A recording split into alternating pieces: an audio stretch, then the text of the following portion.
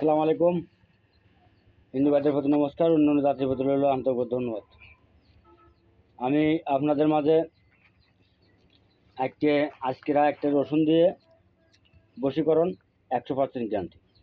রসুন দিয়ে বশীকরণ 100% গ্যারান্টি। আপনারা করে দেখুন। তবে দেখেন, করার আগে কী করবেন, আপনারা যাকে বশীকরণ করবেন তার নাম লিখবেন।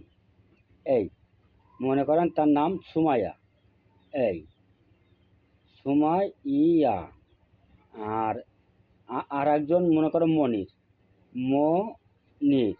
এই এই যে এই পাশে লিখলাম সুমাইয়া, এ পাশে লিখলাম মনির। পিতা মাতার দরকার নেই। এ পাশে লিখলাম সুমাইয়া, এ পাশে লিখলাম মনির। এবার এরম দুটো লবঙ্গ নেবেন, এরম দুটো লবঙ্গ নেবেন, এরম এই যেরাম আমি নিচ্ছি। আপনারা কি করবেন, এই লবণটা এর ভিতরে গাড়ি দেবেন।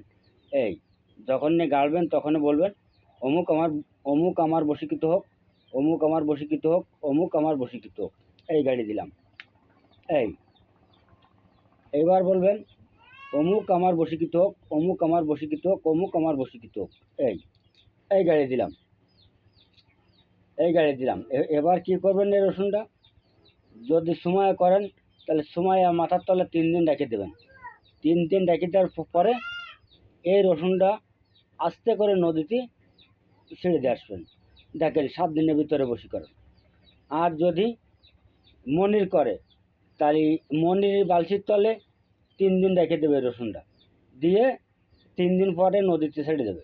7 দিনের মধ্যে বশীকরণ করে দেখুন। এটা 100% গ্যারান্টি, 100% গ্যারান্টি আছে। করে দেখুন। আল্লাহ হাফেজ, ধন্যবাদ। সকলে ভালো থাকেন।